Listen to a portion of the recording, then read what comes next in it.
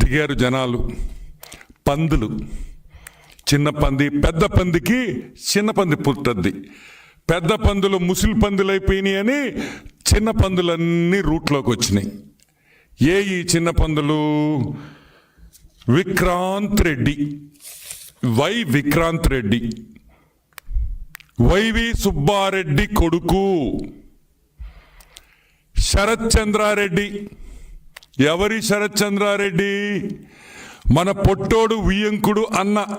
ఏ పొట్టోడు? పొట్టి సారాయి రెడ్డి అల్లుడు అన్న. ఇదే శరత్ రెడ్డి తీహారు జైల్లో 6 నెలలు ఉండేసి వచ్చాడు లిక్కర్ స్కామ్లో.